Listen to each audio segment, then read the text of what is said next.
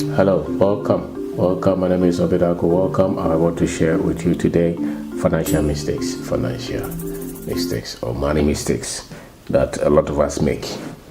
A lot of us make mistakes with our money, and that's why at a point where we so much need money, we don't have any. Whether it's in our personal lives or whether it's in our business, or sometimes at the country level. So, my name is Obedako. Welcome. So, the first mistake that I think most people make is that we don't have any plan for the money at all. The money that comes to our hands, we have no plan for it. We just work. They pay our salary. We pay electricity bill. We pay the rent. We eat one cheer with it, and then that is it. So, we hardly have any plan for the money. And that most people, because whatever that you don't have any plan for, whatever that you don't have any dream for, then we can easily lose it. At least it's a good step to have a dream for it, to have a plan for it, to have some goals for the money, and then the next stage will be being able to follow the plan, the dream, and the goals that you have set for yourself in terms of your finances. At least having the discipline to stay with it. But if you don't have any dream at all for the money, then it's likely that you go and buy a car with it, you go and buy a house with it, you buy nice shoes. You go for the party, or you go for what they call vacation. Because you must have your own targets, your own masters for the kind of at least financial independence that you want, the kind of investment, the kind of wealth that you want to create before you start to enjoy. But a lot of us would want to enjoy life, at a big level. Send our children to good schools, drive nice, use very good deodorant, and then when the fire is from the job, within 2 months, we can skip up that facade that we created for everybody. Because we didn't have any goals for our financial future. And the next one is trusting too easily with people. We trust many people, so people ask you for money, you give it to them. People who don't qualify, you give them the money, and then you lose it. Because most people, when the money goes to them, that money never comes back anyway. Because most people are also very much indisciplined with money. So most people are also not truthful with money anyway. So one of the mistakes that you are likely to make is trusting the wrong people with your money. Sometimes the wrong people can be institutions as well. Some of them investment companies, some of them the places that we bought the share, or some of them, they will use all the legalities, but they run them the way they want. They pay themselves big money, but they never, the share price never goes up.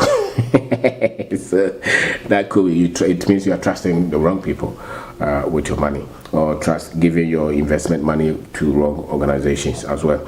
The next one is being too kind with money. A lot of us are very kind with money because we want to help people, and if anybody cries on us, we help them with money. We are very religious, very Christians. So when they say that this money is going to build this, we give all that we have. We have no plan for the future. That will be trouble. When you're 40 years, when you're 50 years, when you're 60 years, and you so critically need money, that will be where you will know where you invested your money. And so you can do good to people, but it should be a certain percentage, while you also work towards your own independence, your own control in terms of finances. Because if you don't do that, it will be a major mistake. The next one is those of us who operate businesses. Sometimes high interest rate can also be a very major bad financial decision that you make, taking loans that you knew that the interest rate was so high, but you were so much pressed. You so much needed to finish that project. You needed to take that business that you didn't even care of the terms and the rate at which you were paying that loan. And then later, because no project, no business goes as you plan it anyway. So you took the money, they told you that 2 months down they'll pay you. So no problem, 2 months down, if they pay me, I pay them, I'll still have something left. And the 2 months came and they failed you. And now it has become a problem for you. Maybe even the collateral you put on it is gone. You are going to court, they are frustrating you because it was a mistake that you shouldn't have made in the first place. Some of them, the microfinances, the savings and loans, the people that we pick short loans from, The interest rate 5% a month, 10% a month is crazy. You don't need to do that. It could be a major problem that you create for yourself in terms of your business. So financial mistakes that a lot of us make is that one. So if you want to stop a mistake, if you don't want it to be a mistake, then you don't really have to make it in the first place. And if you have made them, then you must develop a plan to try to track back and see where you can make some corrections and so trusting the people you don't have to trust. You start to reduce those people that you trust, and being too kind, you have to start to have your own structures in place, and having goals for your own money as well. You must also think of that, and being able to reduce the high interest rate. Tell yourself, I'm not doing it anyway.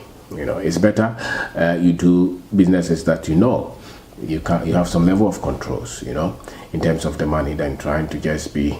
Sometimes it's greed, sometimes we are just in haste, sometimes we don't have our own principles to set in place. So, and then every now and then somebody will come and show you.